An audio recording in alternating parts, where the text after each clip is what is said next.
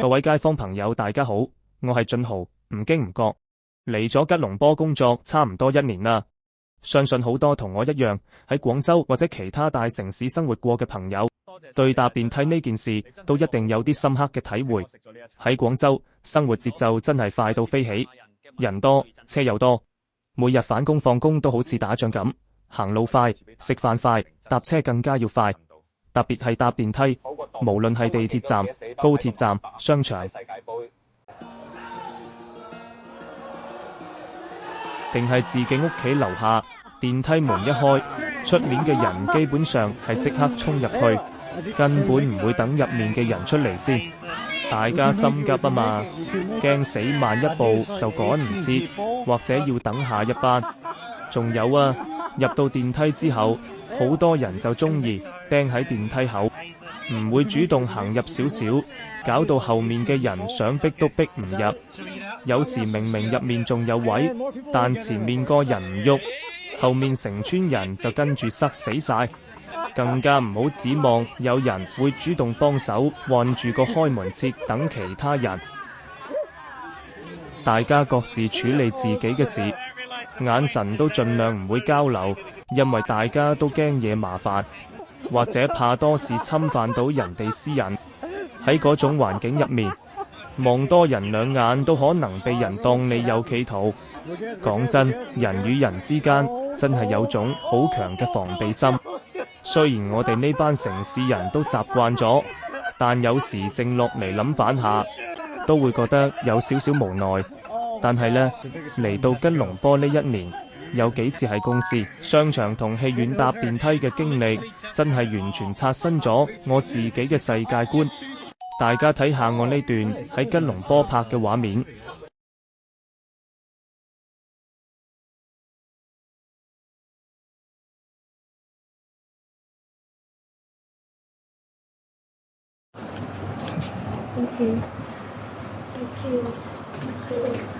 喺呢度，電梯門一開，出面嘅大馬人會好自然咁左右分開兩邊，等入面啲人先出嚟，之後佢哋會慢慢入去。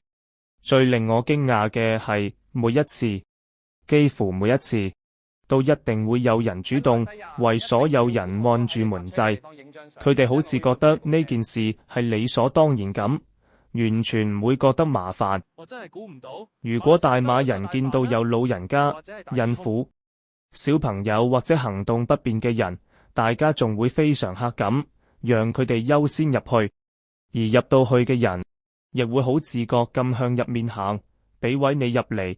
我第一次喺辦公室見到呢個情況嘅時候，我真係呆咗喺度。當時我企喺後面，有位馬來西亞同事幫我按住個掣，仲笑住口示意我入先。嗰一刻，我心裏面真係好震撼。I'm pressing the open button now. Thank you, guy. 原來搭電梯可以咁有秩序，咁溫暖。我甚至覺得呢種感覺好似喺廣州已經消失咗好耐咁。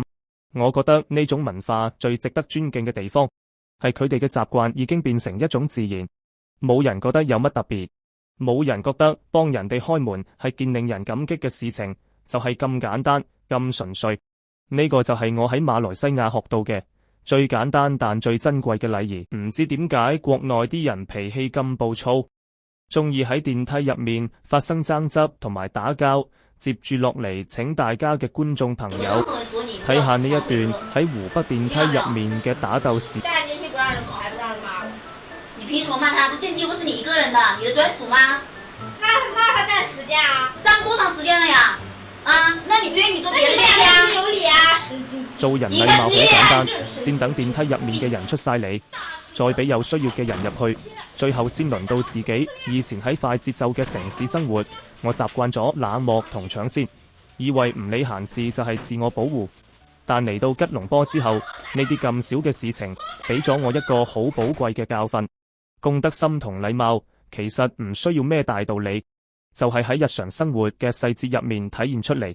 我成日覺得一個城市嘅文明程度唔係睇佢有幾多高樓大廈，而係睇佢哋點樣對待身邊嘅陌生人。仲記得自己係一個外國人，嚟到 KL 呢個陌生嘅大城市工作同生活，周圍嘅一切都好陌生。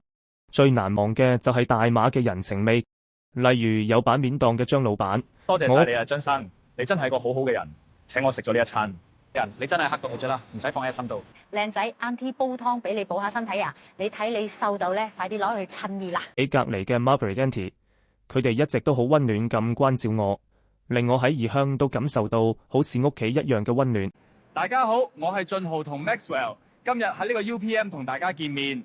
如果你中意我今集嘅影片，歡迎喺下面留言同我分享，記得幫手按讚、分享同埋訂閱我嘅頻道，嗰個鈴鐺都要撳埋佢，咁就唔會錯過我之後嘅影片啦。我哋下一集再見。